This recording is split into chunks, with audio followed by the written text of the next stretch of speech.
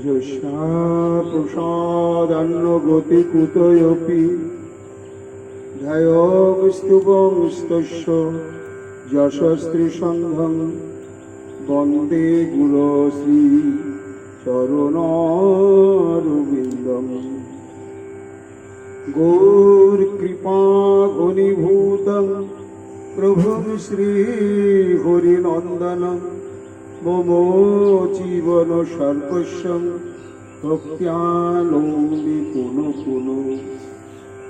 राधा कृपामयं वपुं श्रीगुरुदिनतारकं प्रभुं श्रीगौरगोपालं भक्त्या नौमि पुनः पुनः। अजानुलम्बितभुजौ कनकावदातौ संकीर्तनैकपितरौ कमलायताक्षौ विश्वाम्भरो द्विजवरो जुगोधर्मपालो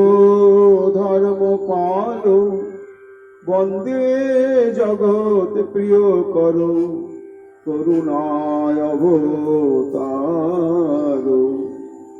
आनन्दलीलामय विग्रहाय हेमावदिव्यच्छविसुन्दराय तस्मै महाप्रेमरसप्रदाय चैतन्यचन्द्राय नमो नमस्ते। निरानन्दमिदं सर्वं प्रेमानन्दस्पदे कृतं जेन तं सततं वन्दे नित्यानन्द जगद्गुरुं। श्री अद्वैत नमस्तुभ्यं कलियुग कृपानिधे गौरी प्रेम प्रदानाय श्री सीतापतये नमः। राधिनी स्वरूपाय गौरांग सुहृदाय च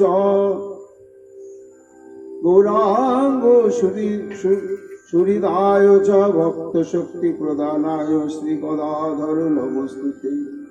प्रणमामि श्रीवासं तमाद्यं पंडितं मुदा श्री गौरांग कृपा पात्रं कीर्तनानंद मानसं। गौरी प्रेम प्रदायैव सर्वत्र समदर्शिने नारायण सुताय च श्रीमन्नरहरये नमः। बर्हापीडभिरामं मृगमदतिलकं कुण्डलाक्रान्तगण्डं कञ्जाक्षं कुम्भकण्ठं स्मेतशुभगमुखं साधुर्नस्तवेणुं श्यामं शान्तं त्रिभंगं रविकरवसनं उषितं वैजयन्तं वन्दे वृन्दावनस्थयुवतिशतवृतं ब्रह्मगोपालवीशं। नमो नलिननेत्राय वेणुवाद्यविनोदिने राधाधर सुधापानं शालिने वनमालिने।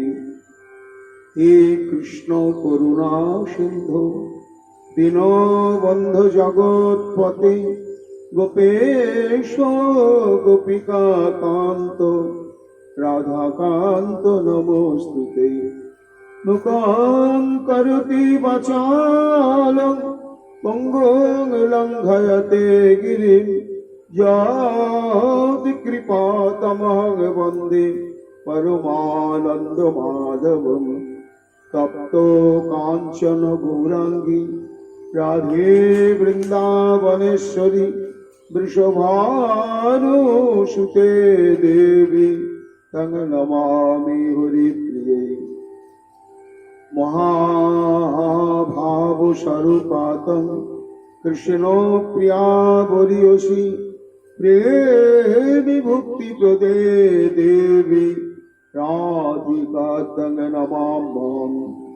वन्दे नन्दव्रजस्त्रीणाम् आदरेणुमभिघ्नसो यशां घुरी कतदिगीतं पुनाते भुवनत्रयम् आचतुर्वदन ब्रह्मा दिबाहुरपरो हरि अभालोचन शम्भु भगवान् वदरायणि जंग प्रभजन्तमनुपेतमपेतकृत्यं दैपायन विरह कातर अजुहाव पुत्रेति तन्मया तया तरवयोभिनेदुस्तं सर्वभूतहृदयमुनिमानतोऽस्मि तमादिदेवं करुणानिधानं तमालवदनं सुहितावतारम्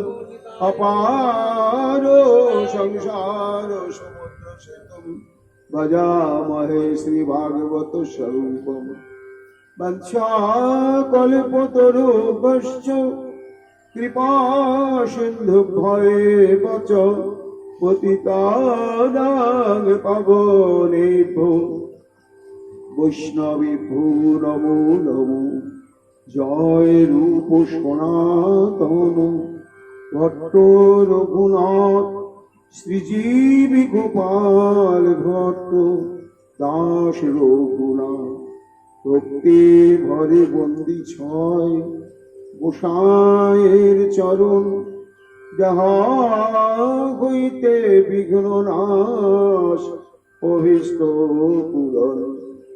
জয় গৌর ভক্তবৃন্দ, গৌর যাদের প্রাণ, সবে মিলে দেহ মোরে, নিতাই গৌর ভক্তিদান, নিতাই গৌর হরি বল, নিতাই গৌর হরি বল, নিতাই গৌর হরি বল, জয় জয় নিতাই গৌর হরি হরি বল।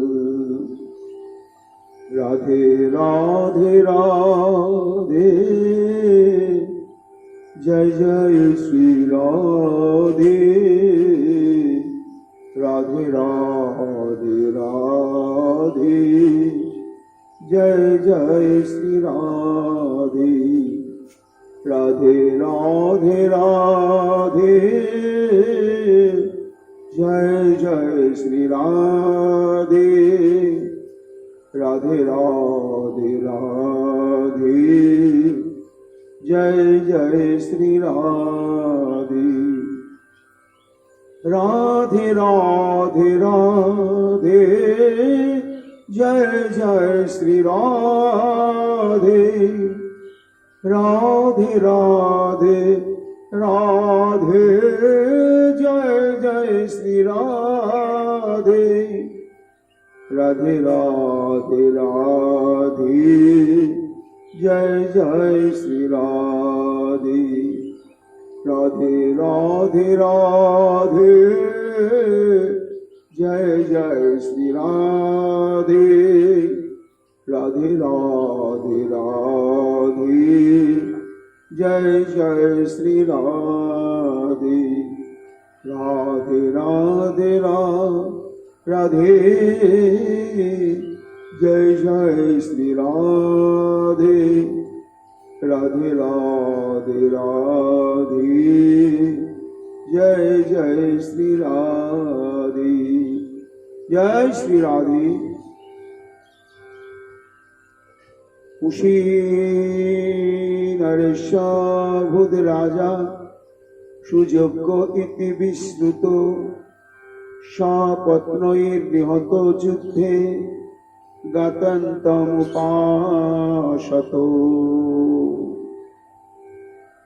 सर्ववेदांत सार पुराण चक्रवर्ती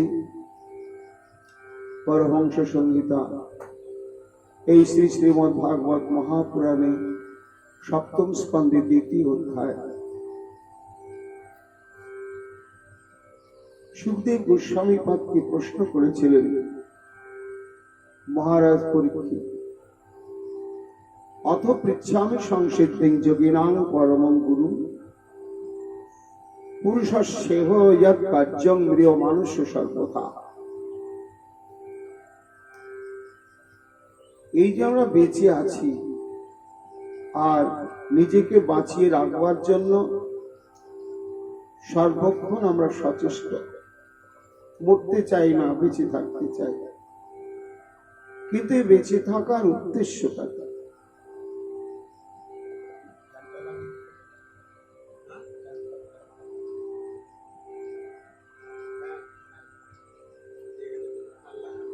মানুষ যে বেঁচে থাকবে শুধু দেহটাকে বাঁচিয়ে রাখার কর্মসাধনের জন্যই বাঁচবে, না আরো অন্য কোনো উদ্দেশ্য রয়েছে? এটাই প্রশ্ন। সংসিদ্ধির যোগী নাম করি। প্রথম প্রশ্ন হচ্ছে, মানুষের জীবনের মুখ্য কর্তব্য কি? বেঁচে থাকার যে কর্মসাধন সেটা হচ্ছে আনুষঙ্গিক। তাকে বেঁচে থাকতে হবে কেন? এই এক প্রশ্ন। দ্বিতীয় প্রশ্ন হচ্ছে সংসিদ্ধি। যদি বেঁচে থাকার অন্য কোনো মহৎ উদ্দেশ্য থাকে, তাহলে সেই উদ্দেশ্যটি সাধন হবে কি প্রকারে? সেই উদ্দেশ্যের গন্তব্যস্থলে কিভাবে পৌঁছা যাবে? আর পুরুষস্য যৎ কার্যং গৃহীয়তে মানুষের সর্বদা। জগতে সবাই মরণশীল, মৃত্যু কবলিত হচ্ছে আর হতেই হবে। এই মরণশীল মানুষের জীবনে এই মুখ্য দুটি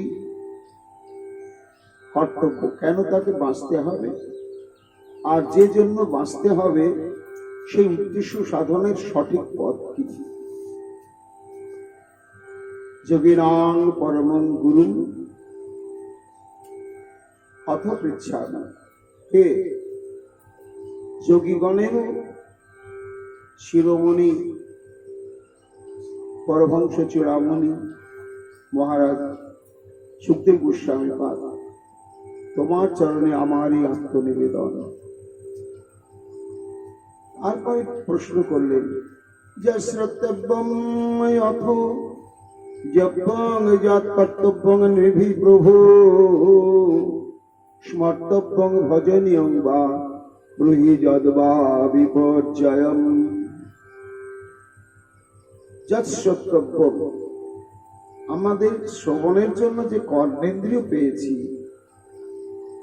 বেঁচে থাকার জন্য পরস্পর আলাপ আলোচনা শোনা, তারপরে এই শ্রবণ শক্তি সম্পন্ন কর্মের কি কাজ?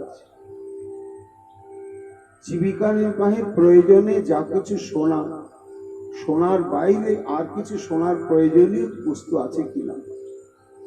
যৎ জপ্যম, কি আমরা নিরন্তর জপ করব? যৎ কর্তব্যম,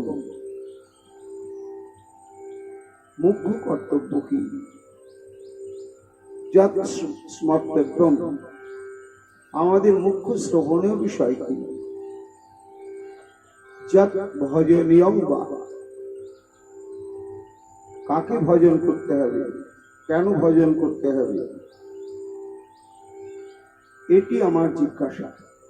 যৎ বা বিপর্যয়, এর বিপরীত ব্যবহার করলে তার বিপর্যয় ঘটবে কি না, এটাও আমার একটা জিজ্ঞাসা। তখন সুখদেব গোস্বামী পাদ বললেন, বরিয়ান এসতে প্রশ্ন কৃত লোকহিতং নিপ আত্মবিদ সম্মত পুংসাম শ্রুতপাদ দিশু যপর। বরিয়ান এস প্রশ্নকৃতা, হে মহারাজ পরীক্ষিত,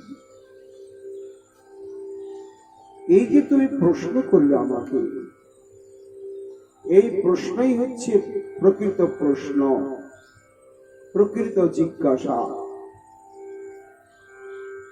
যে জিজ্ঞাসার দ্বারা, যে প্রশ্নের দ্বারা মানব জীবনের মুখ্য কর্তব্য কি সেই তত্ত্বজ্ঞান লাভ করা যায়, সেটাই হচ্ছে প্রকৃত প্রশ্ন। এবং প্রশ্ন নয়, পরিপ্রশ্ন। ভগবান শ্রীকৃষ্ণ অর্জুনকে বললেন যে সাংসারিক কাজের জন্য কারো কাছে কোনো প্রশ্ন কর্তব্য, কিন্তু যখন পারমার্থিক কিছু জানবো তখন সেই প্রশ্নের তখন সেটাকে প্রশ্ন বলা হবে না, পরিপ্রশ্ন। তদ বিদ্ধি পরিপ্রশ্নেন প্রণিপাতেন পরিষেবা। সেই পরদত্ত বস্তুকে জানতে হবে পরিপ্রশ্নের দ্বারা, অর্থাৎ অথাতো ব্রহ্ম জিজ্ঞাসা।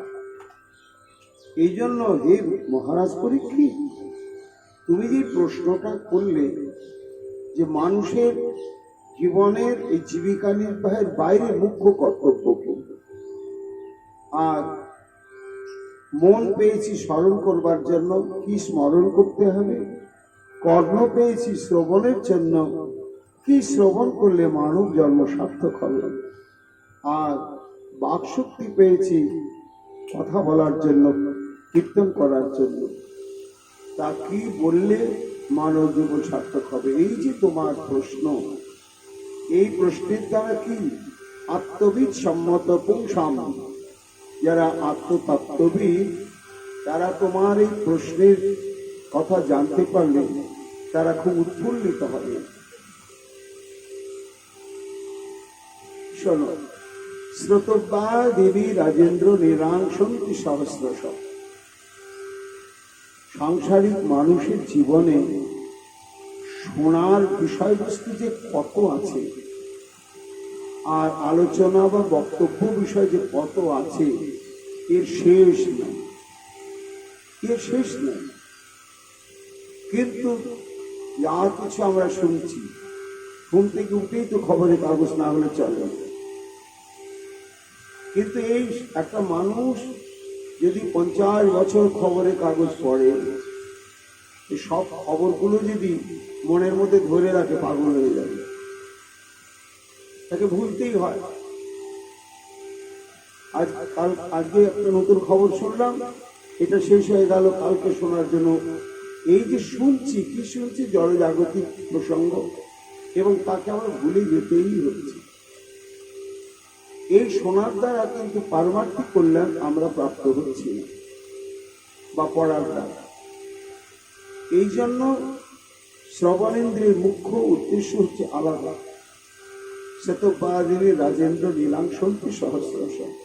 সাংসারিক মানুষের কাছে আলোচনার বিষয়ের শেষ নেই, শেষ নেই। কোনো মানুষকে দেখা যায় না চুপচাপ মুখ বন্ধ করে রয়েছে। যেখানে 2-4 মানুষ একত্রিত, সেখানেই কিছু আলোচনা চলছে, কেউ বলছে আর কেউ শুনছে। এর লক্ষ লক্ষ, হাজার হাজার। অপশ্যতাম আত্মতত্ত্বম গৃহীষু মেধিষ্ঠিতি গৃহমেধিনাম। অর্থাৎ এই যে জড়জাগতিক অফুরন্ত আলোচনা, শ্রবণ, কীর্তন, কারা নিয়ে ব্যস্ত থাকে? যারা আত্মতত্ত্বম অপশ্যতাম, আত্মতত্ত্ব জ্ঞানহীন। কেন আমি মানব জন্ম পেলাম, সংসারটা কি, মায়া কি, আত্মা কি, গুরুতত্ত্ব কি, ভগবত তত্ত্ব কি, এই সমস্ত যে তত্ত্বজ্ঞান শূন্য মানুষ, তারাই হচ্ছে আত্মতত্ত্বজ্ঞানহীন। আর এই তাদেরই শোনার বিষয় আর বলার বিষয়ের শেষ নেই, একেবারে শেষ নেই। নিদ্রয়া হিয়তে নক্তম বাবায়ন চ বাবয় দিবাচার্যে অয়ারাজন কুটুম্ব ঘরে নবা।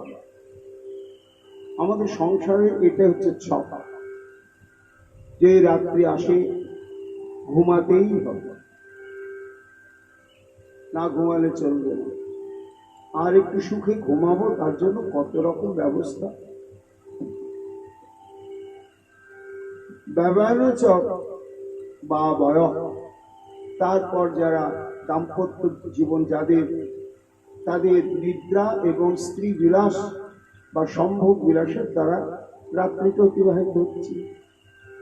এইভাবে রাত্রিকে অতিবাহিত করাতে তারা নিজেকে সার্থক মনে করছে। দিবা চারটে রাজন, আর দিনের বেলা অর্থ উপার্জনের ভয়ঙ্কর তাদের ব্যস্ততা। এই ব্যস্ততার উদ্দেশ্য কি? কুটুম্ব ঘরে নবা, পুত্র কন্যা আত্মীয় স্বজন এবং নিজের দেহ পরিপোষণ পরিপালনের জন্য অর্থ উপার্জনের ব্যস্ততা। তাহলে সারাদিন যায় স্বজন পরিপোষণ এবং অর্থ উপার্জনের ব্যস্ততা, আর রাত্রি যায় নিদ্রা এবং সম্ভোগ বিলাসিতা। এই হচ্ছে সাংসারিক মানুষের জীবনের একটা ছকে বাঁধা জীবন। দেহাপত্য কলত্রাদিষু আত্মসন্ন্যাসাৎ স্বপ্নে তেষাং প্রমত্ত নিধনং পশ্যনপি ন পশ্যতি। গৃহস্থ মানুষ স্বামী স্ত্রীর প্রতি, পুত্র কন্যার প্রতি, পিতা মাতার প্রতি প্রচন্ড আসক্তি, এবং নিরন্তর তারা দেখছে মরছে সবাই, শ্মশানে নিয়ে গিয়ে দাহ করেও আসছে,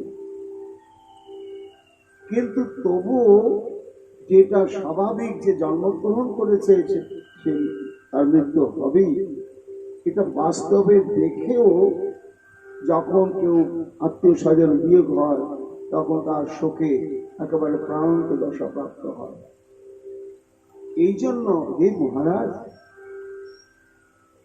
এই রকম সাংসারিক জীবনে আহার নিদ্রা মৈথুনে বদ্ধ জীবের বা জন্মগ্রহণকারী সমস্ত মানব মাত্রেরই কর্তব্য হচ্ছে কি? শোনো, তস্মাদ ভারত সর্বাত্মা ভগবান ঈশ্বর হরি শ্রোতব্য কীর্তিতব্যশ্চ স্মর্তব্যশ্চেৎ ইচ্ছতা ভয়ম।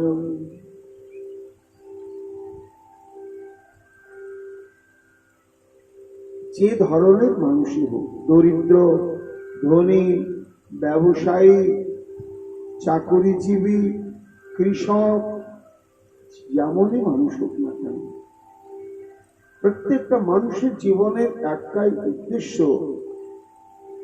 সেই তাকে স্মরণ করতে হবে, কীর্তন করতে হবে এবং তার লীলা প্রসঙ্গ শ্রবণ করতে হবে। প্রথমে হচ্ছে শ্রবণের কথা বললেন, তারপর কীর্তন, তারপর স্মরণ। প্রশ্ন করলেন মহারাজ পরীক্ষিত, গুরুদেব তাহলে কার লীলা কথা শ্রবণ করতে হবে আর কার কথা কীর্তন করতে হবে আর কাকে নিরন্তর স্মরণ করতে হবে? তার সম্পর্কে বলতে গিয়ে তখন সুকমণি বললেন, সর্বাত্মা ভগবান ঈশ্বর হরি। যার লীলা কথা তোমাদের শ্রবণ করতে হবে হে মহারাজ, তিনি হচ্ছেন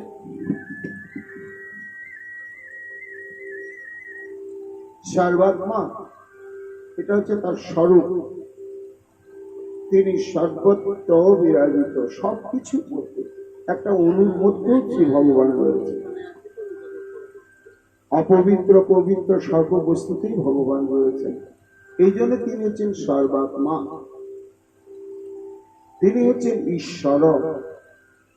তাকে ঈশ্বর বলা হয় যার নিয়ন্ত্রণাধীনে সমগ্র বিশ্ব সৃষ্টি হচ্ছে, প্রতিপালিত হচ্ছে এবং প্রলয়গত হচ্ছে, যার আদেশ নির্দেশে চন্দ্র সূর্য উদয় অস্ত হচ্ছে, ষড়ঋতু আবর্তিত হচ্ছে, বায়ু প্রবাহিত হচ্ছে, যা কিছু তার যিনি নিয়ন্ত্রক তিনি হচ্ছেন ঈশ্বর।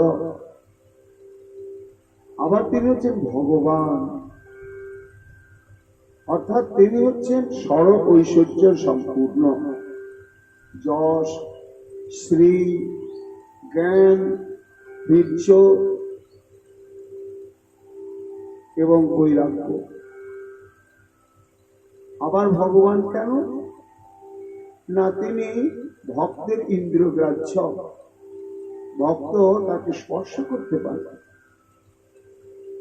তাকে দর্শন করতে পারেন, তার সঙ্গে কথা বলতে পারেন, এই জন্য তিনি ভগবান।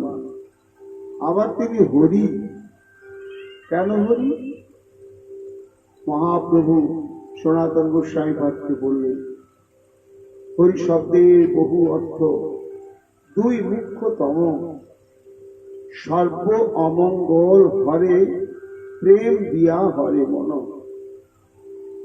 এ মহারাজ পরীক্ষিত, যিনি আমাদের কীর্তনীয়, শ্রবণীয় এবং স্মরণীয়, তিনি হচ্ছেন হরির স্বরূপ। অর্থাৎ এই হরি বিশেষণটিতে তার চরমতম ভক্ত বাৎসল্যের সংবাদটি জগতে প্রচারিত হয়েছে। যে ভক্ত তাকে নিজের কর্মফল দিতে না চাইলেও তিনি তা হরণ করে নেন, চুরি করে নিয়ে নেন। তার পরিচয় হচ্ছে ঈশ্বর পরম কৃষ্ণ সচ্চিদানন্দ বিগ্রহ, অনাদিরাদি গোবিন্দ সর্বকারণ কারণ। এই গোবিন্দের কথা এবং গোবিন্দের চরণাশ্রিত একান্ত শরণাগত যত ভক্তবৃন্দ রয়েছে, তাদের কথাই আমাদের শ্রবণ করতে হবে, কীর্তন করতে হবে এবং অন্তরে স্মরণ করতে হবে। আর এর জন্যই আমরা এই যোগ্যতা সম্পন্ন মানব দেহ এবং মানব জন্ম প্রাপ্ত হয়েছি। তাই শ্রী ভগবানের বিস্তৃত লীলা কথা তোমাকে বলবার আগে তার ভক্তের কথা তোমার কাছে বলছি মহারাজ পরীক্ষিত। কেন না, আগে ভক্ত, তারপরে ভগবান। ভগবানের পরিচয় ভক্তকৃতি পাওয়া যায়। সেই ভক্তরাজ হচ্ছে প্রহ্লাদ। আর এই প্রহ্লাদ হিরণ্যকশিপুর ঔরসে দত্তকুলে আবির্ভাব হয়েছিলেন। এই যে হিরণ্যকশিপু, সেই প্রসঙ্গেই তোমাকে বলা হচ্ছে।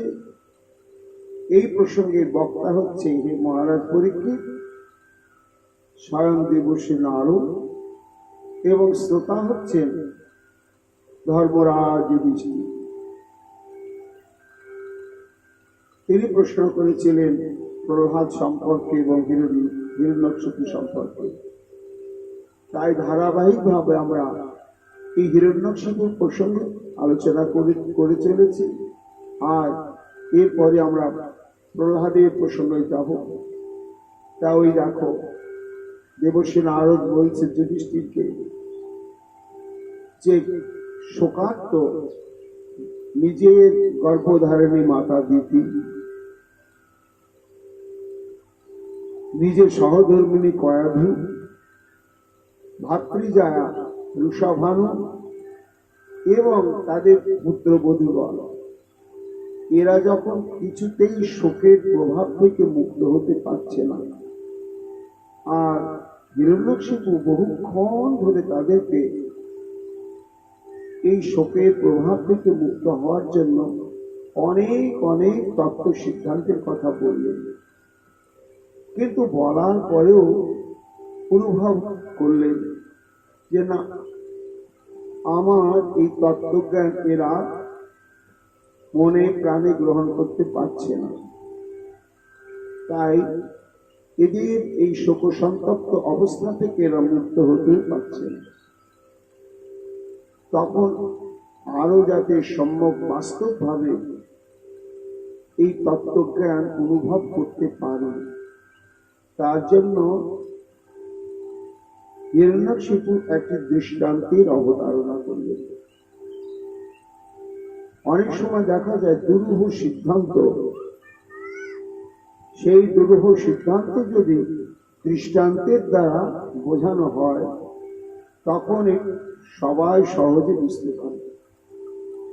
এই জন্য কখনো কখনো কোন রহস্যময় সিদ্ধান্তকে সর্বজন বিদিত করার জন্য মহাজনগণ দৃষ্টান্তের আশ্রয় গ্রহণ করেছেন।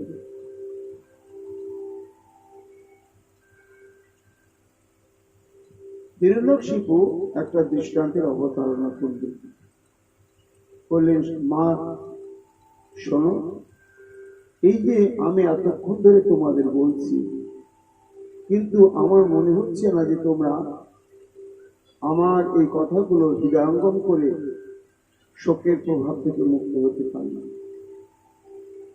তা ঠিক এইরকমই একটি ঘটনা আমি বলছি, যেটা শুনলে, সেই দৃষ্টান্তের কথা শুনলে তোমাদের অন্তর থেকে এই শোকের প্রভাবটা মুছে যাবে। সেই দৃষ্টান্ত হচ্ছে এই, কুশী নরসূত রাজা সুযোগ্য ইতি বিশ্রুত। কুশীগড় নামক এক বিশাল দেশ, সেই দেশের যিনি রাজা তার নাম হচ্ছে সুযোগ্য। তিনি খুব শক্তিশালী ছিলেন, প্রতাপশালী ছিলেন, স্বপ্নৈর নিহিত যজ্ঞে জাতন্তম উপাসত। এইবার প্রত্যেকটি রাজ্যের এবং রাজারই তো শত্রুপক্ষ থাকে, প্রতিকূলতা থাকবেই। এই সৃষ্টির আমল থেকেই রয়েছে। এখন প্রতিপক্ষ রাজা সুযোগের এই প্রভাব মেনে নিতে পারে না। এইবার যে কোনো একটি ছলনা করে আক্রমণ করলে সেই রাজ্যকে, আর তখনকার দিনে রাজারা নিজেরাই যুদ্ধক্ষেত্রে চলে যেত। এখন যেন দেশের যিনি প্রশাসক তিনি যান না, কিন্তু তখনকার দিনে রাজারা নিজেরাই যুদ্ধক্ষেত্রে চলে যেত। তার সুযোগ্য সৈন্য সামন্ত নিয়ে, অস্ত্র শস্ত্র নিয়ে এইবার সেটি প্রতিরোধ করবার জন্য দুই পক্ষে ভয়ঙ্কর যুদ্ধ আরম্ভ হয়ে গেল। দীর্ঘ যুদ্ধ চলার পরে দৈবক্রমে সপত্নার নিহত যুদ্ধে গাতান্ত উপাসক, সেই যুদ্ধে সুযোগ্য রাজা নিহত হয়ে গেল। ভয়ঙ্কর পরিবেশে পরিস্থিতিতে নিহত হয়ে গেল। যখন নিহত হয়ে গেল তখন তার শরীরটাকে নিয়ে আসা হলো, অন্ত্যেষ্টিক্রিয়া করা হলো। তো যখন নিয়ে এসে রাজপ্রাসাদে রাখা হয়েছে, নিহত হওয়ার সঙ্গে সঙ্গে আনা হয়েছে, তো এই জন্য তখন তার চেহারাটা, তার অবস্থাটা কেমন। হিরণ্যকশিপু বলছে, মা তোমরা সবাই শোনো, বিশীর্ণ রত্ন কবচম বিভ্রষ্টাভরণ স্রজম সরা নির্ভিন্ন হৃদয় শালম শ্রীগাবিলম।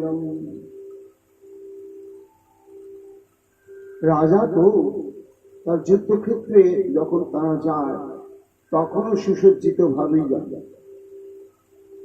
নানা প্রকার রত্নমণ্ডিত অলঙ্কার এবং কবচ অঙ্গে ছিল, সেগুলো সব বিশীর্ণ হয়ে গেছে। মালা ছিল, সে মালাটাও বিস্রস্ত হয়েছে। অলঙ্কার সমূহ শরীর থেকে খুলে গেছে বা খুলে গিয়ে কোথাও স্থানভ্রষ্ট হয়ে রয়েছে। আর ঠিক বুকের মাঝখানে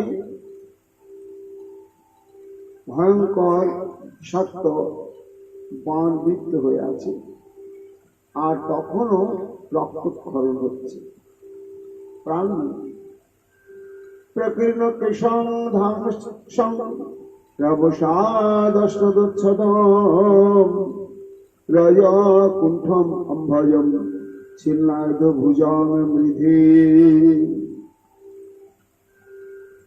প্রকীর্ণ কেশং, অর্থাৎ তার সুসজ্জিত শৃঙ্খলিত কেশরাশি এলো থেলো হয়ে গেছে। ধান পাকসম চক্ষু দুটো কঠোরগত হয়ে গিয়েছে। নবসাদম যে ভয়ঙ্কর শত্রুর সঙ্গে যুদ্ধ করেছে, প্রধান্বিত হয়ে যে যুদ্ধ করেছে এবং যুদ্ধ চলাকালীনও শত্রুকে প্রধান্বিত অবস্থায় নিহত করবার সর্বশেষ চেষ্টাও করেছেন রাজা। এই দেহে যে প্রাণ নেই, কিন্তু মৃত অবস্থাতেও ওই দাঁত দিয়ে ঠোঁটটাকে কামড়ে ধরে আছে এবং দেখে বোঝা যাচ্ছে যে ঠিক মৃত্যুর মুহূর্তে সে ভয়ঙ্কর প্রধানমুক্ত অবস্থা প্রাপ্ত হয়েছিল। নিহত হয়ে পড়ে যাওয়ার জন্য রজব কণ্ঠমুখমম্ভজম, সারা মুখমণ্ডলটি ধূলি ধূসরিত হয়েছে। ছিন্নায়িত ভুজং মৃধে, তার একটা হাত খণ্ডিত হয়ে কাটা গিয়েছে। এই অবস্থায় যখন আত্মীয় স্বজন সবাই ছুটে এলো, আর সেই রাজার সুযোগের একটা রানী নয়, অনেক রানী ছিল, তারাও আত্মনাদ করতে করতে এলো থেলো পাগলের মতন সবাই ছুটে এসে আছড়ে পড়ল মৃত স্বামীর উপরে। উষি নরেন্দ্র বিধিনা তথা কৃতম পুতে মহেশ সুসমীক্ষ দুঃখিতা হতাস্ম নাথেতি করৈরুল ভীষণ গ্রন্থ মুস্তৎ পদয় রূপপাত।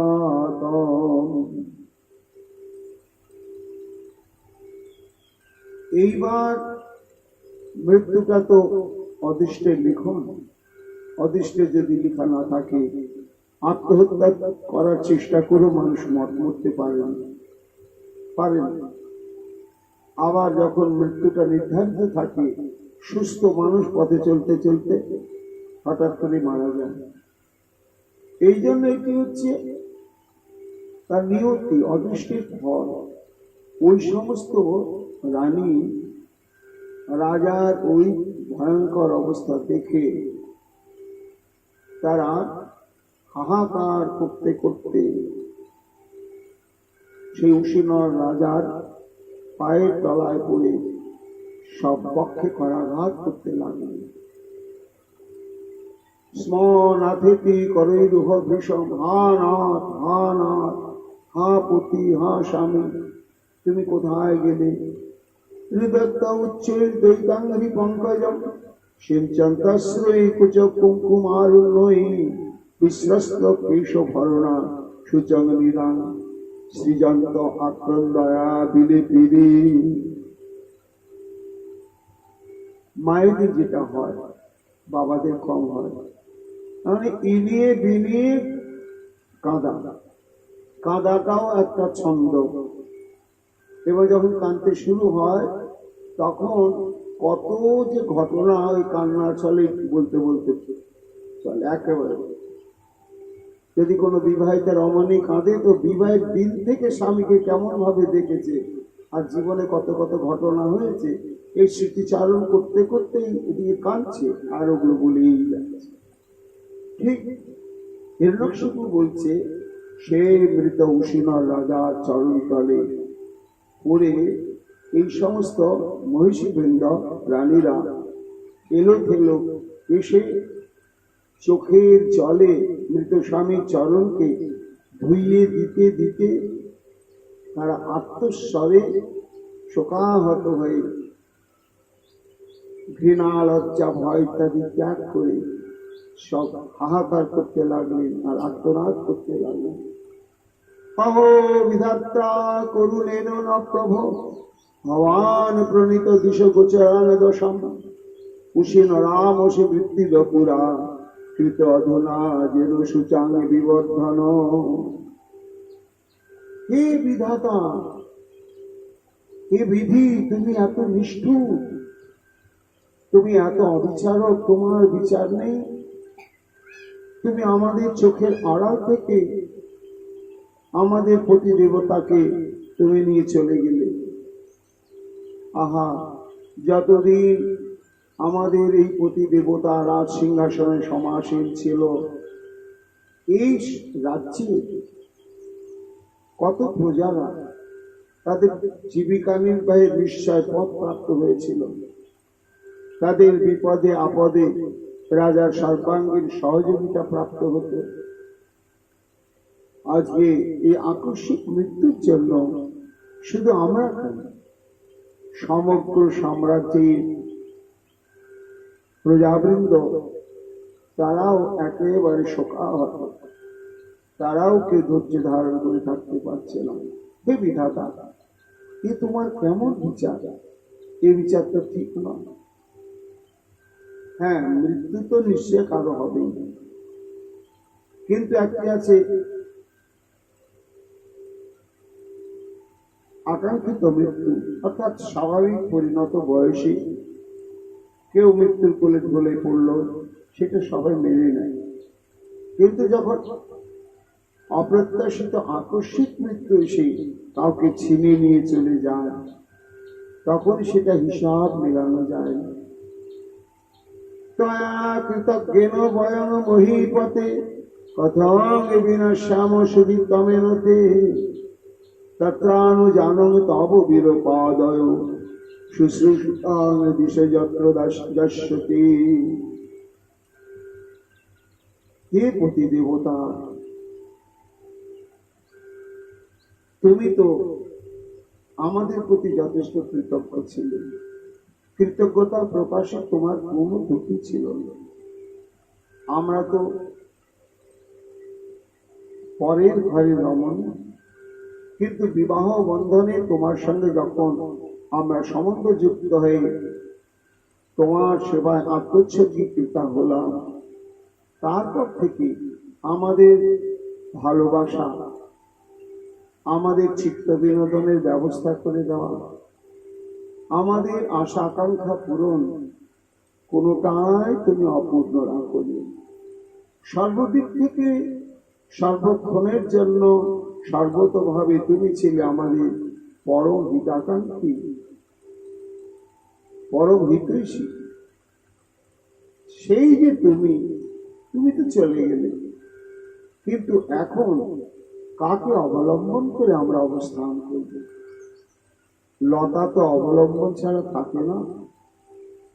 লতার অবলম্বন যখন হারিয়ে যায়, তখন লতা ভূলুণ্ঠিত হয় এবং প্রাণান্ত দশা হয়। তাই তত্রানুজানং তব বীরপাদয়, তুমি আমাদের যেখানেই গিয়েছ সেখান থেকে একটু বলো, আমরা যেন কানে শুনতে পাই যে আমি চলে এলাম, তোমরাও চলে এসো। তাহলে তুমি তো দৈবকে আশ্রয় করে গেলে, আর আমরাও ইচ্ছা শক্তিকে আশ্রয় করে আমরাও চলে যাব। তারপরে সেই সব মহিষীরা যেন শুনতে পাচ্ছেন যে আরে আমি তো দেহ ত্যাগ করে চলে এসেছি, এখানে এসে তোমরা কি করবে আমার? এ স্বামী, এটাই যদি তুমি বলো, তাহলে হে বীর তব পাদয় শুশ্রূষিতানাং দিশযত্র যস্যসি। তুমি জানো না যে আমরা তোমার পদ সেবিকা, নিরন্তর তোমার পদ সেবাটাই আমাদের কাম্য। যদিও তোমার সম্ভব বাসনাকে আমরা পূরণ করে থাকি বা আমাদের বাসনা পূরণ হয়, কিন্তু তার চাইতে বেশি আমাদের আকাঙ্ক্ষিত সেবা হচ্ছে তোমার চরণ সেবা। এই জন্য যদি আমরা তোমার অনুমোদন প্রাপ্ত হই, বুঝতে পারি কোনো প্রকারে যে তুমি আমাদের পেতে চাইছো, এই মুহূর্তেই আমরা দেহ ত্যাগ করে নিরন্তর তোমার চরণ সেবা শুশ্রূষা করবার জন্য যাব। চোখে জলে ভাসতে ভাসতে সমস্ত বলছেন। এবং বিলোপিতাং বই পরিগৃচ্ছামৃতং পতি অনিচ্ছ দিনাং নিরাহার মর্কস্তং সংনবর্তত।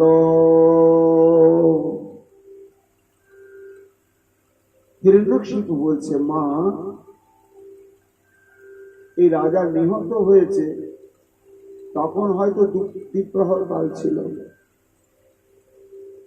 নিয়ম হচ্ছে যে কেউ যখন দেহ ত্যাগ করে, কেউ যদি দিনে দেহ ত্যাগ করে, তাহলে সূর্য অস্তের আগেই তাকে দাহ করে ফেলতে হয় বা সমাধিস্থ করতে হয়। আর রাত্রে যদি কেউ দেহ ত্যাগ করে, তাহলে সূর্য উদয়ের আগেই তাকে দাহ করে ফেলতে হয়। এই দাহ করার জন্য যারা অন্ত্যেষ্টি ক্রিয়া করবেন তারা খুব চেষ্টা করছে, কিন্তু রানীরা একেবারে বাধা হয়ে গেল। কিছুতেই সৎকার করবার জন্য দেহটাকে নিয়ে যেতে দিলেই না। ক্রমে ক্রমে সূর্য অস্তমিত হয়ে গেল। মেরে নিতে হলো তাদের এইরকম ক্রন্দন আর এইরকম আত্মনাদ, এইরকম পরিস্থিতি। তত্র প্রত বন্ধু নামাশ্রিত পরিদেবিতম আহতান বালক ভূত্বা যম স্বয়ং উপাগত। এসব জানবার বিষয়। এদিকে তাদের ক্রন্দনধ্বনি যমালয়ে গিয়ে পৌঁছালো। কেন যমালয়ে পৌঁছালো? না, মৃত্যুর পর তো সাধারণ মানুষকে যমালয়ে যেতে হয়। যমদূত তার আত্মাকে নিয়ে চলে যায়, কিন্তু গিয়ে সঙ্গে সঙ্গে তার বিচার হয়ে নির্দিষ্ট নরকে পাঠানো হয় না, যতক্ষণ তার দেহটা সৎকার না হচ্ছে। ততক্ষণ পর্যন্ত সে আত্মা যমালয়ে গেলেও যম তাকে বিচার করে সঙ্গে সঙ্গে নরকে পাঠাতে পারে না। কেন পারে না? তার কারণ হচ্ছে দেহটা যতক্ষণ থাকে ততক্ষণ পর্যন্ত ওই আত্মার আসক্তি ওই দেহের প্রতি থেকেই যায়, একেবারে থাকে। এমতো অবস্থায় সে আত্মাকে তার কর্মফল বিচার অনুসারে কখনো নরকে পাঠানো যায় না। এখন কখন দেহ রেখেছে, সন্ধ্যা সমাগত হয়ে গেল, তার বিদেহী আত্মা তো যমালয়, কিন্তু যম সেই ব্যাপারে কিছু সিদ্ধান্ত নিতে পারছে না। কেন? দেহটা তখনও বর্তমান। আর এই দেহটা বর্তমানের হেতুই হচ্ছে যে ওই সব রানীগণ কিছুতেই দেহটা সৎকার করতে দিতে চাইছে। তারা দেখছে যতক্ষণ পর্যন্ত আমরা সামনে পেয়েছি, স্পর্শ করতে পারছি, ততক্ষণে আমাদের লাভ। এদিকে যম দেখছে, আরে তাড়াতাড়ি তো সৎকার না হলে এই আত্মাটা আমি কোনো গতি করতে পারছি না। দেখি তাহলে আমি যাই। ওরা কেন এমন করে ক্রন্দন করছে? ওরা কি বুঝতে পারে না যে মৃত ব্যক্তিরা কোনোদিন জীবিত হয় না এবং মৃত্যুটা অবশ্যম্ভাবী এবং সেটি অনির্দিষ্ট। কার কোন বয়সে মৃত্যু হবে কেউ জানে না। তাই হিরণ্যকশিপু বলছেন, শোনো মা, তখন সেই মৃত সুযোগ্য রাজা দেহকে ঘিরে সেই সব রানীরা ওই আত্মনাদ করছে, উথাল পাথাল ছটফট করছে। যম তখন বালকের রূপ ধরে সেখানে উপস্থিত। সাধারণ একটা বালক, দেখতে খুব সুন্দর, এসে তাদের সামনে উপস্থিত হয়ে তখন বলতে লাগলো। কি বলছে? অহো অমিষাং বয়সাধিকানাং বিপশ্যতাং লোকবিধিং বিমোহ যাত্রা গতস্তত্র গতং মনুষ্যং স্বয়ং সুধর্মা অপি সুচন্ত পথ। সেখানে এসে সে বালকরূপী যম বলছে, আরে কি আশ্চর্য, কি আশ্চর্য! ভেবেই আমি সিদ্ধান্ত নিতে পারছি না যে আমি একজন বালক, এখন আমি পরিণত বয়সে পৌঁছাইনি, কাজে আমার জ্ঞান কতটুকু, আমার বিবেক, আমার ধৈর্য কতটুকু, আমি এখন বালক। কিন্তু এই সমস্ত রানীরা, এরা তো বয়োবৃদ্ধা, এরা বিদুষী,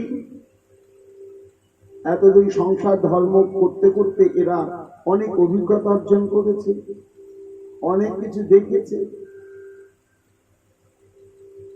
দেখার পরেও এই অনিত্য কারণে এরা শোকে এইভাবে আর্তনাদ করছে, একটু অদ্ভুত।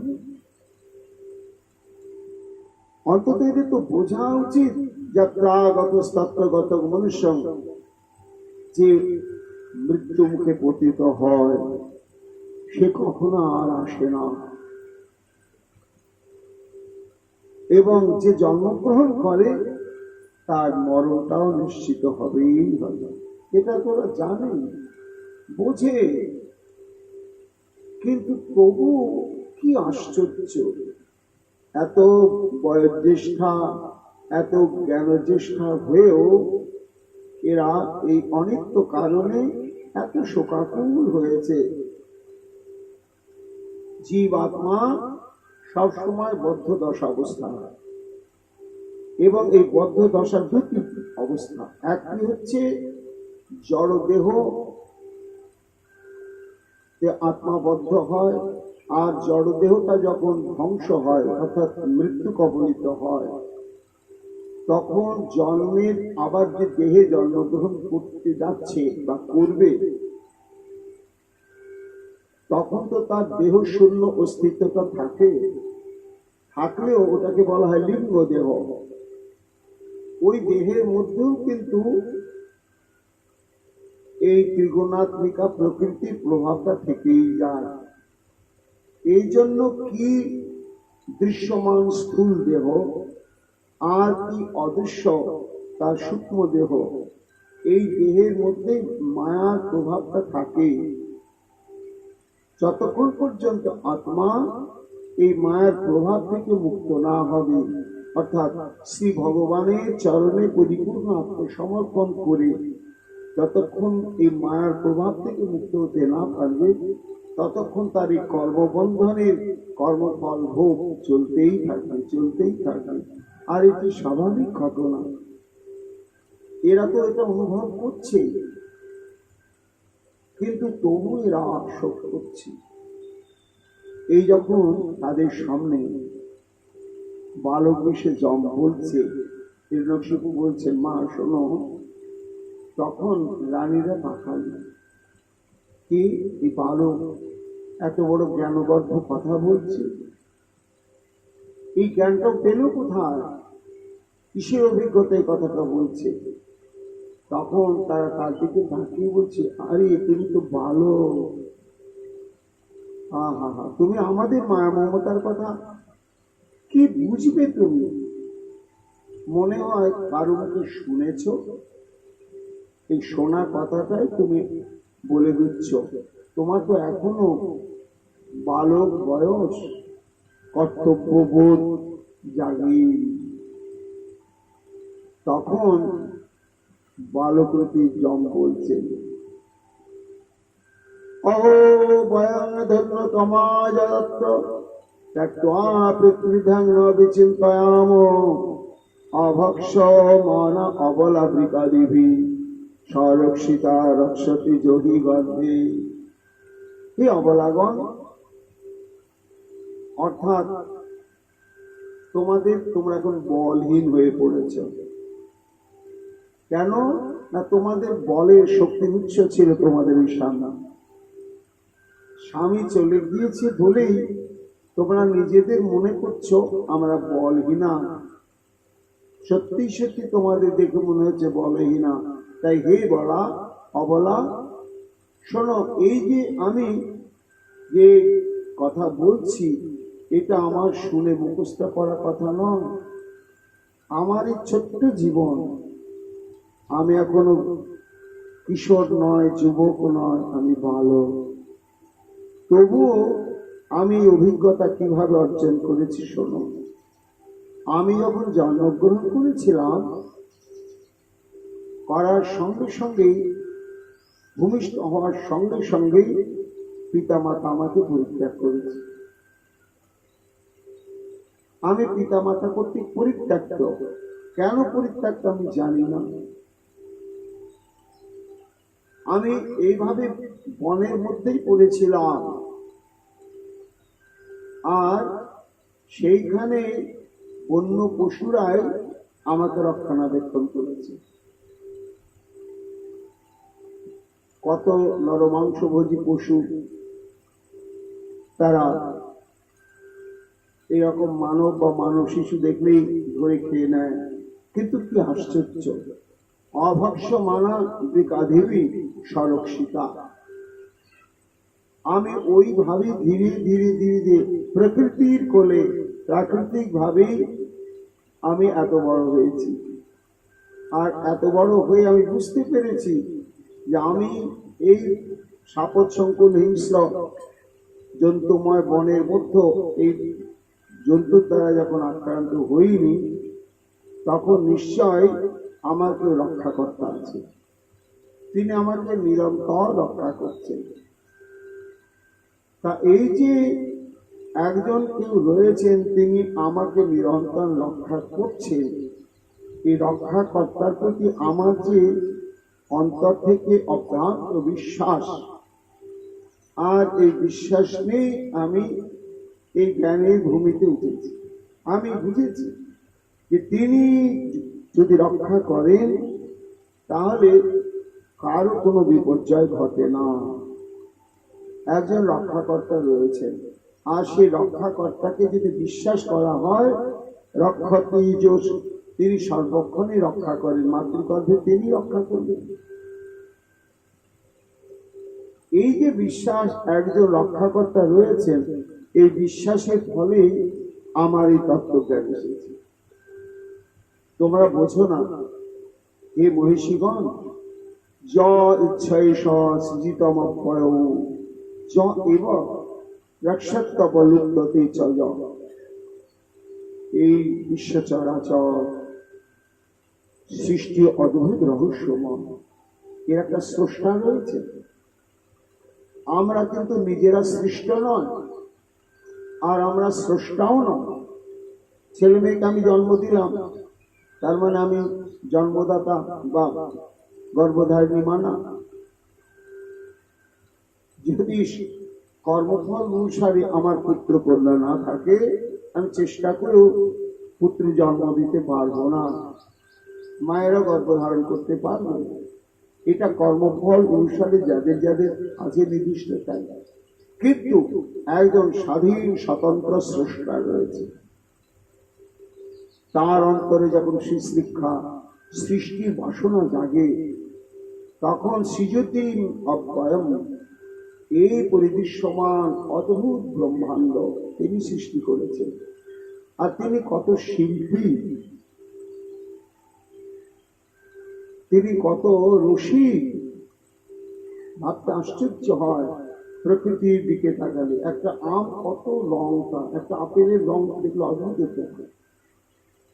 একটা ময়ূরের দিকে তাকিয়ে দেখুন যে তার এই পালকগুলো কি সুপরিকল্পিত বর্ণ বিন্যাসের দ্বারা সুসজ্জিত করা হয়েছে। কে পরিকল্পনা করে করছে? মায়ের পেট থেকে যখন পড়ছে একটা কুকুর, তখন দেখুন তার কারো ডোরা ডোরা দাগ হচ্ছে এবং একমাত্র কে করে দিচ্ছে? তার ইচ্ছাতে হচ্ছে।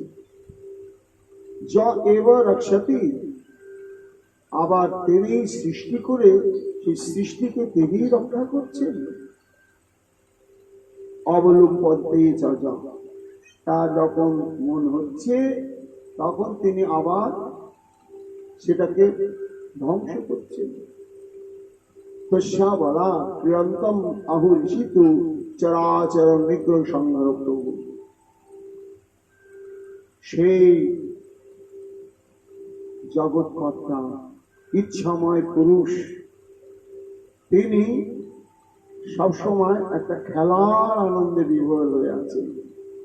খেলিছ এই বিশ্বলয়ে বিরাট শিশু নিরজনে ক্রীড়ান্তম, তিনি খেলা খেলছেন। যখন ইচ্ছা হচ্ছে সৃষ্টি করছেন এবং জীবকে সৃষ্টি করছেন তিনি। আবার যখন তার সৃষ্টির বাসনা শেষ হয়ে যাচ্ছে তখন তিনি আবার সব নিজের মধ্যে গ্রহণ করে নিচ্ছেন, তখনই হচ্ছে প্রলয়। এই তত্ত্বটি যদি সম্যক উপলব্ধি করা যায় তাহলে আর শোকময়ের প্রভাব তার উপরে কখনো পড়েনি। সবকিছু মানুষের ইচ্ছাধীন নয়। যম বলছে, দেখো মহিষী বৃন্দ, প্রতিচ্যুতং তিষ্ঠতি দৃষ্টরক্ষিতং গৃহে স্থিতং তদ বৃহৎং বিনশ্যতি। এটা তো হামেশাই হয়। কি হয়, পথে কোন জিনিস হারিয়ে গেছে, 3 দিন পরে মনে হলো ওরে ওই জায়গায় তো পড়েছিল মনে হয়। তো 3 দিন পরে যদি আবার সেখানে হাঁটতে হাঁটতে গিয়ে দেখা যায় ঠিক পড়ে আছে। তা 3 দিন কত লোকজন চলে গিয়েছে, কিন্তু কি আশ্চর্য, আর চোখেও পড়েনি, অবিকৃত রয়ে গেছে। কারণটা কি? তার ইচ্ছা।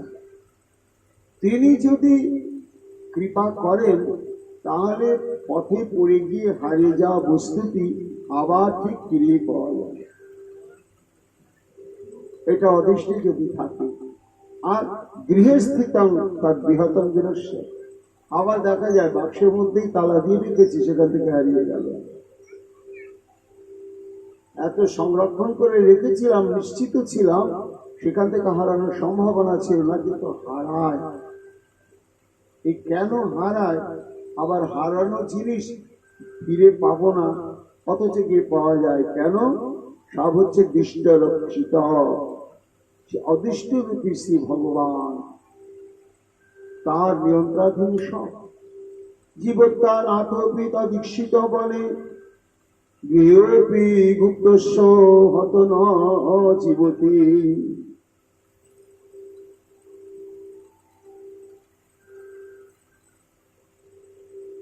এই জন্য যদি সেই বিশ্বস্রষ্টার কৃপাদৃষ্টি তার উপরে থাকে তাহলে সে রক্ষিত হয়। আর যদি যত সুরক্ষণের মধ্যে থাকুক, যদি অদৃষ্ট তার মৃত্যু থাকে, রক্ষা করা যায়, রক্ষা করাই যায়। এই একদিন দেখছিলাম বিদেশে একজন, সে 150 বছর বাঁচবে, বিশাল বিশাল ধনী, অগণিত তার অর্থবিত্ত। 150 বছর বাঁচার জন্য কি কি ব্যবস্থা করেছে? অন্তত 25 জন সর্ববিখ্যাত ডাক্তার সর্বক্ষণ তাকে পরীক্ষা করছে, আর তদনুরূপ তাকে চিকিৎসা দিচ্ছে।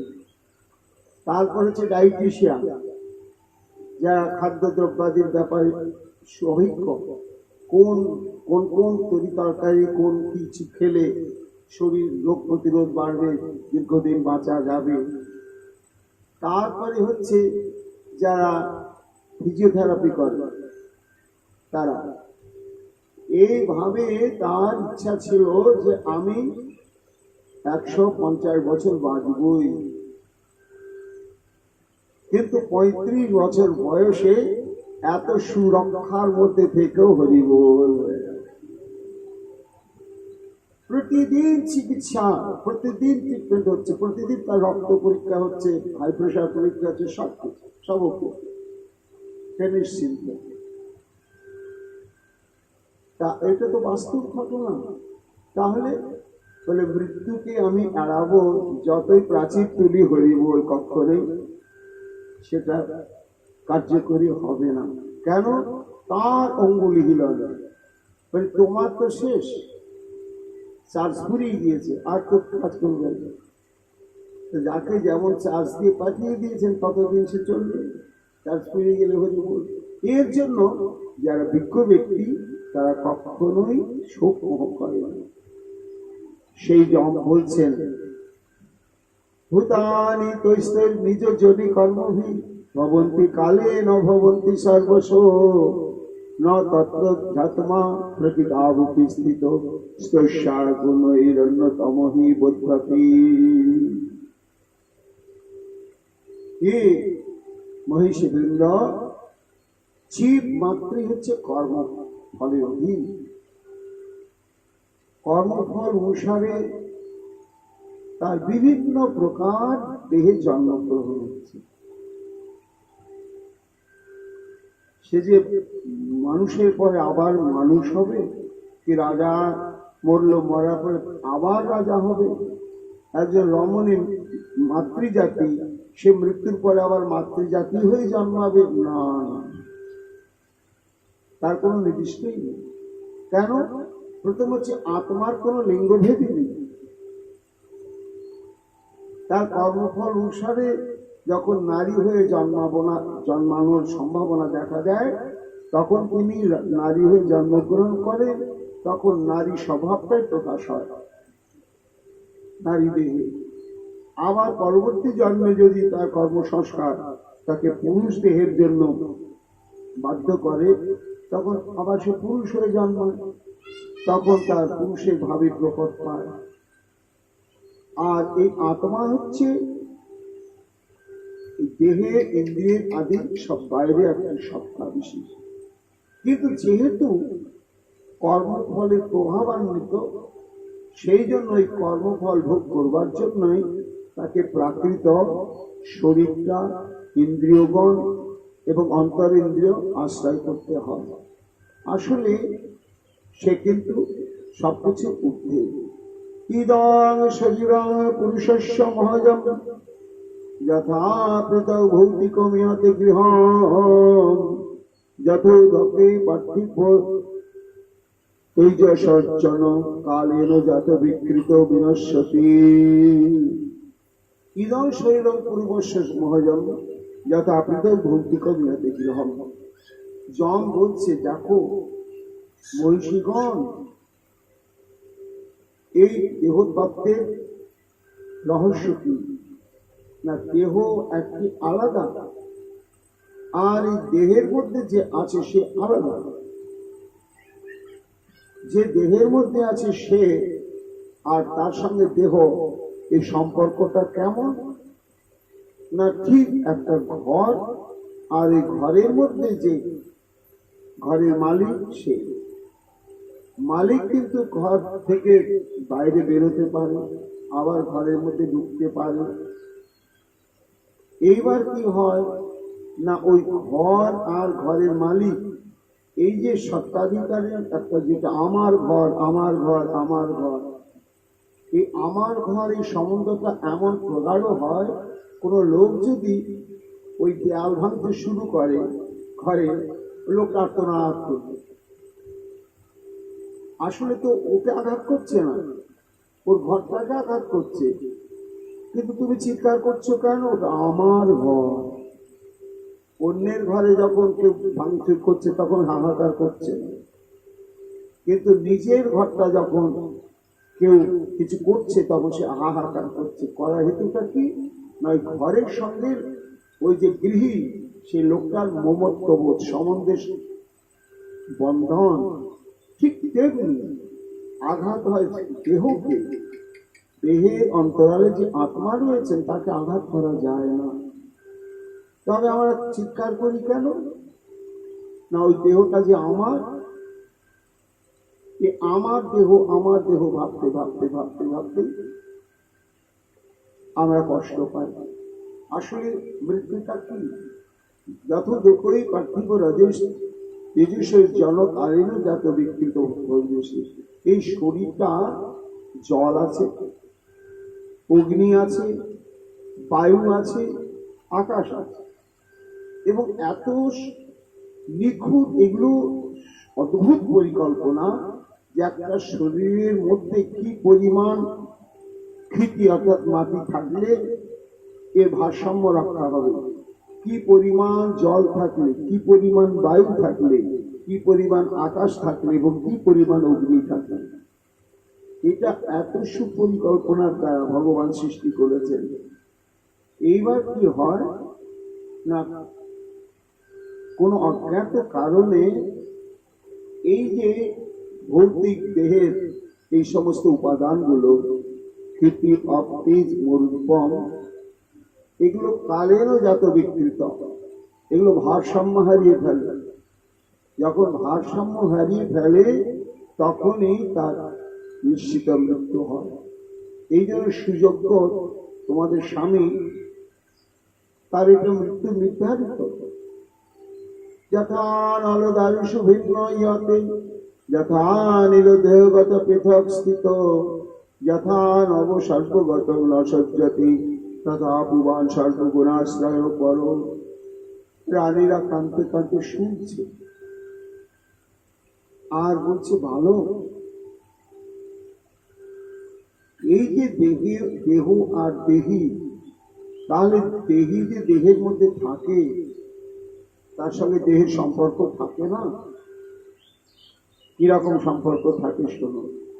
যথান আলো দারুষু ভিন্ন ইয়তে, কাঠের মধ্যে আগুন আছে, এই জন্য কাঠকে যখন দুটো কাঠকে খুব খুঁজতে থাকা হয় তখন আগুন জ্বলে যায়।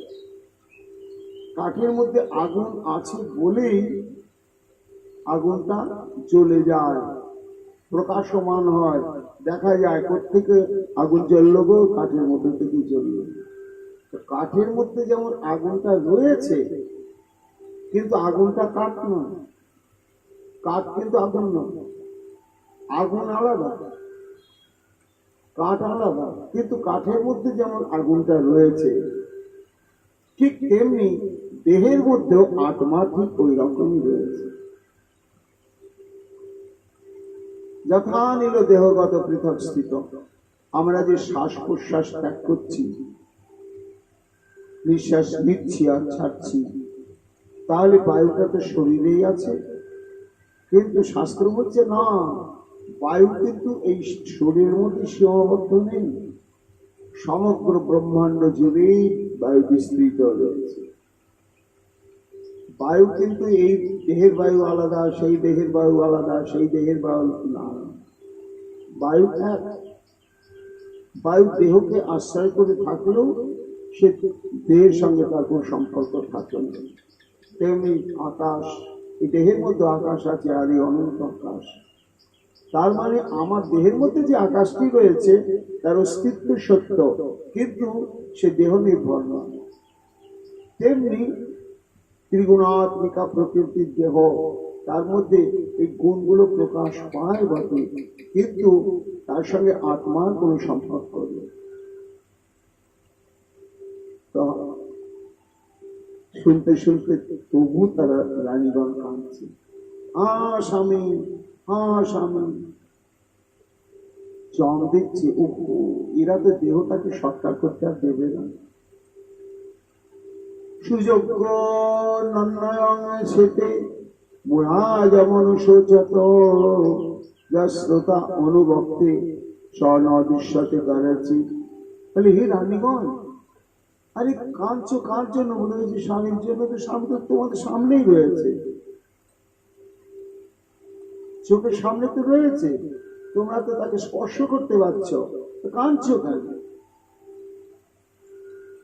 কথা বলছে না কেন? কথা বলছে না, মারা গেছে। তার মানে না, যে আমাদের সঙ্গে কথা বলতো সে আর ওই দেহের মধ্যে নাই। বা এটা বুঝেছ, এটা বুঝেছ যে এতদিন তোমাদের সঙ্গে যে কথা বলেছে সে একজন আলাদা আর এই শরীরটা আলাদা, এটা বুঝেছ? তাহলে যে তোমাদের সঙ্গে কথা বলেছে এতদিন তাকে দেখেন, দেখেছো কি না? তা তো যাই না। আর দেখেছো শরীরটাকে, তাহলে যে শরীরটাকে দেখেছো সেটা তোমাদের সামনেই পড়ে রয়েছে, আর যাকে আদৌ দেখনি তার জন্য কেন শোক করছো? সে তো চলে গিয়েছে, আমাদের কথা কোনো শুনতে পাচ্ছে না। আগে শুনতো, হ্যাঁ, এখন শুনছে না কেন? সে চলে গিয়েছে, আবার চলে গিয়েছে, তোমাদের সামনে পড়ে আছে, চলে গিয়েছে কেন? তাহলে যে চলে গিয়েছে, যে তোমাদের কথা শুনতো তাকেও দেখোনি, যে কথা বলতো তাকেও দেখোনি। তা যাকে দেখোনি, যা যে তোমাদের কথা শুনতো তাকে তোমরা চেনোনি, তার জন্য কেন তোমরা শোক করছো বলো? এখন ন শ্রোতানুবক্তায় মুখপত্র মহানসু যাস্তে ইন্দ্রিয় বাতাত্মা নচান্ন প্রাণদেহ। শোনো, এই দেহের মধ্যে শরীর আছে, প্রাণ আছে, মন আছে, আত্মা আছে। তার মধ্যে মূল কে? না, মূল হচ্ছে আত্মা, প্রাণ নয়। প্রাণ হচ্ছে জীবনী শক্তি। ও যতক্ষণ শরীরের মধ্যে থাকে ততক্ষণ আত্মা ওই শরীরটাকে ব্যবহার করতে পারে, সক্রিয় থাকে, তাকে আমরা বলি প্রাণ। কিন্তু প্রাণটাই দেহের বা জীবনের সবকিছু নয়, মূল হচ্ছে আত্মা। আর এই প্রাণ যতক্ষণ থাকে ততক্ষণ দেহটা সক্রিয়। এই জন্য দেহের চাইতে সূক্ষ্ম হচ্ছে প্রাণ, আর প্রাণের চাইতে সূক্ষ্ম হচ্ছে সেই আত্মা। কর্মফল ভুগেছি ভূতেন্দ্রিয় মনোলিঙ্গান জ্ঞানোচ্চা বচাংশ বিভু ভজদুৎ সৃজতি জল্লস্তাপি সেনতি যোষা।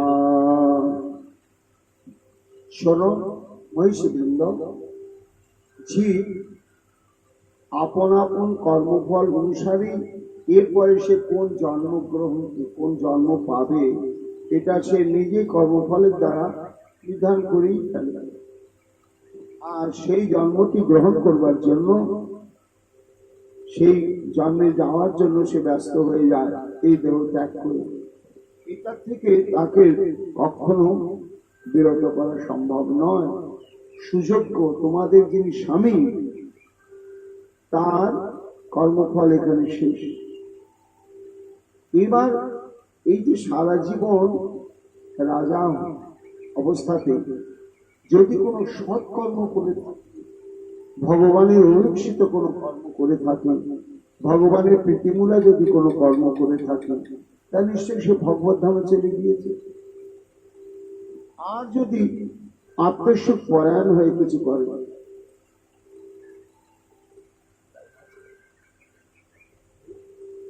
তাহলে সে তির্যক জনি প্রাপ্ত হবে, আর না হলে নরকে যাবে। এর জন্য তোমাদের শোকমোহ করা উচিত নয়।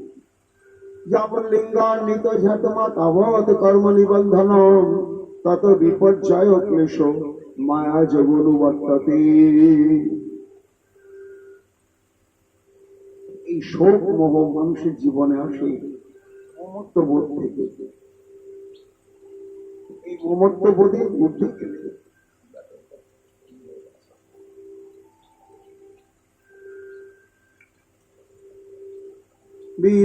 বিনিবেশ অয়ং গুণের সত্য দৃগ্বচ যথা মনোরথ স্বপ্নে সর্বেন্দ্রিয়ে কিম মৃষা।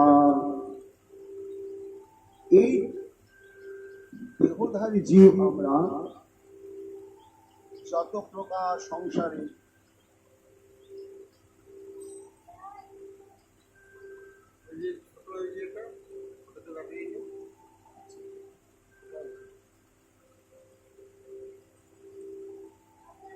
অনিত্য সংসারে যে কিছু আমরা মনে করি সুখী বা দুঃখী, এই সবই হচ্ছে স্বপ্নিক, এর কোনো বাস্তবতা নেই।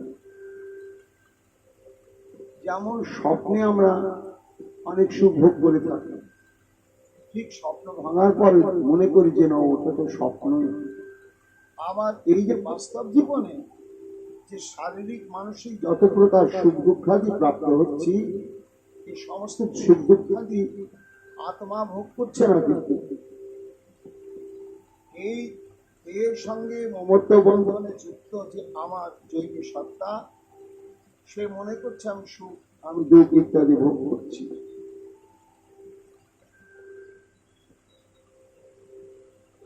এই সবই হচ্ছে স্বপ্ন। আর এটা এমনি ব্যাটারি তো শেষ হয়ে গেছে, চার্জেবল ব্যাটারি আলাদা আলাদা। অথ নিত্যম অনিত্যং বা নেহ সুচন্তি তদ্বিদ নন্যথা সম্পত্তি কুট্টু স্বভাব সুজতামেতি। এই জন্য দেখো কর্মফল কেমন তাকে খণ্ডন করা যায়। সঙ্গে বলছি, এবার যম আবার সে রানীদের কাছে যে মৃত্যু এই মানে আত্মীয় স্বজনের প্রতি মমত্ব বোধের যে মোহ, এই মোহ যে মৃত্যুটা নিশ্চিত করে, সে বিষয়ে আরো একটা দৃষ্টান্ত দিচ্ছেন সেই বালকরূপী যম রানীদের। যে দেখো রানীগণ, এই যে তোমরা স্বামী নয়, আমাদের স্বামী একমাত্র গোবিন্দ, তোমাদের স্বামীর প্রতি দায়িত্ব কর্তব্য যতদিন ও দেহে অবস্থান করেছিল ততদিন শেষ হয়ে গেছে। এখন যদি ওকেই তোমরা স্বামী মনে করে শোক প্রকাশ করো, জগৎ স্বামী ভগবান কষ্ট পাবে। এইভাবে কারোর সঙ্গে মমত্ব বন্ধনে আবদ্ধ হয়ে মোহগ্রস্ত হলে মৃত্যুটা চির নিশ্চিত যে হয়, এই নিয়ে একটা দৃষ্টান্ত শোনো। লুব্ধ বিপিনে কশ্চিৎ পক্ষিণা নির্মিত অন্তক বিতত্ত জালং বিদধি তত্র তত্র প্রলভন। একটা ব্যাগ সে বনের পাখিকে প্রলুব্ধ করত, করে আকৃষ্ট করে জালে আবদ্ধ করত, নাহলে বান বিদ্ধ করত, করে সে তাকে ব্যবহার করত।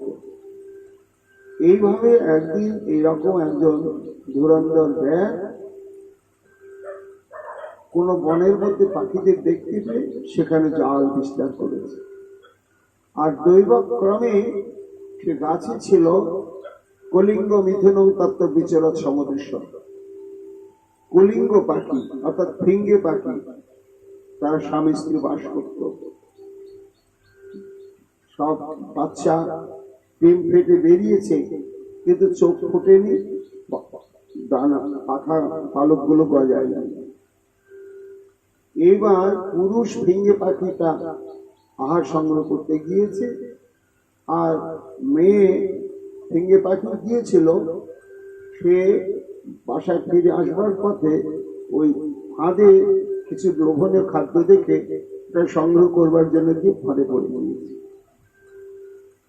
ফাঁদে পড়েছে, ব্যর্থ দেখলো পাখিটা তো ফাঁদে পড়লো, জোড়া পাখি, এর আকর্ষণে আর একটা আসবেই, ততক্ষণ আমাকে অপেক্ষা করতে হবে। অভ্যস্ত হয়ে গেছে তো পাখির চরিত্রের সম্বন্ধে জানে। আর সত্যি ঘটল তাই। শেষাজ্জাত শিশন্তাং মহিষং কালযন্ত্রিতা কুলিন্দস্তথা তথাপন্নং দুঃখ দুঃখিতম। তখন ওই যে মেয়ে ফিঙ্গে পাখি, তার যে স্বামী, সে এসে দেখছে যে তার ওই পক্ষিণী জালবদ্ধ হয়েছে এবং তার থেকে উদ্ধার হওয়ার কোনো উপায় আর নেই। তখন ওই স্ত্রীর প্রতি এত ভয়ঙ্কর আসক্ত হয়ে গেল, যেখানে ফাঁদে পড়ে ছটফট করছে ওই পাখিটা, তার নিকটে ও তখন শোক প্রকাশ করে আর্তনাদ করছে বিধাতার প্রতি, হে বিধাতা,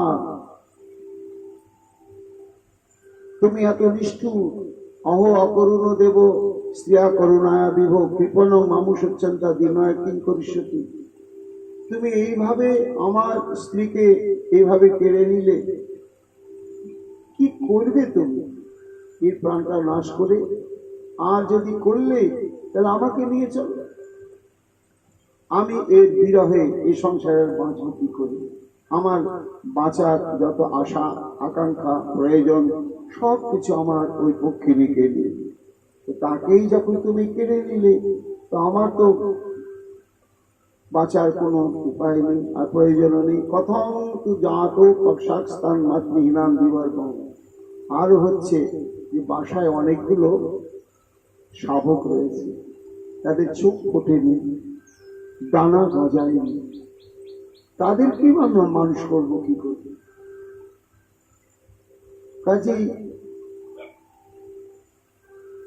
আমি আর এই দেহ রাখতে চাই না। এই বলে যখন শোকে একেবারে মুচ্ছমান হয়ে গিয়েছে, তখন হে মহিষী বৃন্দ, ব্যাস বুঝতে পারলো যে এই মেয়ে পাখিটার শোকে মুচ্ছমান হয়ে গিয়েছে, আর এখনো পালাবে না। তখন একেবারে লক্ষ্য স্থির করে বাণবিদ্ধ করবে, করে দিয়ে চলে যাবে। স এবতম শাকুনিক সরেন বিব্যাদ কালপ্রহিদা দিলীন। তাহলে দেখো, আজকে যদি তত্ত্বজ্ঞানী হতো ওই পুরুষ পাখিটা, যে ওর মৃত্যু অবশ্যম্ভাবী ভাবে আছে, আমি কি করব? তাই বলে আমি কেন মরতে যাব? ততদিন বেঁচে আছি, ততদিন আমি কর্তব্য সাধন করব। এই তত্ত্বজ্ঞান যদি সে অন্তরে জাগাতে পারত, তাহলে তার মৃত্যুটা নিশ্চিত হতো না। কিন্তু ওই মমত্ব বোধে শোক মুখাচ্ছন্ন হয়ে নিজেই তখন বাঁচার ইচ্ছা পোষণ করছে না, আর ওই ব্যাধি হলো তার মৃত্যুর একমাত্র কারণ। এই জন্য ওই মৃত স্বামীর জন্য যে তোমরা শোক করছো, তার মানে কি মৃত্যুরূপ ব্যাধ তোমাদেরকেও তাক করছে। এই জন্য তোমরা বিবেক জাগ্রত করো। অহন্নানি ভূতানি গচ্ছন্তি ও জমালম শিশাস্থাবরং গচ্ছন্তি কিঙ্গাচ্চর্যং হত পশু। আর এটাই জগতে স্বাভাবিক একটা ধর্ম, যে মানুষ বাস্তব সত্যটাকে জেনে নিয়েও মেনে নিতে পারে। মহারাজ যুধিষ্ঠিরকে সেই বকরূপ ধর্ম প্রশ্ন করেছিলেন যে জগতে সুখী কে আর জগতে আশ্চর্য কি? তার উত্তর দিতে গিয়ে বলেছিলেন মহারাজ যুধিষ্ঠির যে আশ্চর্যের বিষয় এটাই যে প্রত্যেক দিন মানুষ শ্মশানে গিয়ে একটা মরা দেহকে দাহ করে আসছে বা সমাধিস্থ করে আসছে, আসার পরেও সে চিন্তা করছে যে আমি মরবো না, আমি মরবো না। এইভাবে যে বেঁচে থাকার দুরাশা, মানুষ মরণশীল মানুষের অন্তরে বেঁচে থাকার যে দুরাশা, এটাই হচ্ছে সব থেকে আশ্চর্যের বিষয়। কোনদিন মানুষ চিন্তাই করে না যে এই তো শ্মশানে রেখে এলাম, আমার দিনটা হয়ে গিয়ে আসছে, কাজে তার জন্য যে একটা প্রস্তুতি নেওয়া নেয় না। তাহলে মা দেখো, এই বালকরূপী যমের এই কথা শুনতে শুনতে তখন ওই কুশীনর দেশের নিহত রাজা সুযোগ্যের পত্নীবৃন্দ তারা তখন তত্ত্বজ্ঞান লাভ করলেন। লাভ করে স্তুতি করতে শুরু করলেন যে বালকরূপী তুমি কে, আসল পরিচয় দাও। তখন যম আসল স্বরূপ ধারণ করে তাদেরকে আশীর্বাদ করে চলে গেলেন, এবং তখনই তাড়াতাড়ি সেই দেহটাকে সৎকার করা হলো। এই জন্য তোমরা যে শোক প্রকাশ করছো হিরণ্যাক্ষের জন্য, এটা একেবারেই তোমাদের উচিত নয়। আবার তোমরা স্বাভাবিক জীবনে ফিরে এসে পরবর্তী কর্তব্য সাধন করো।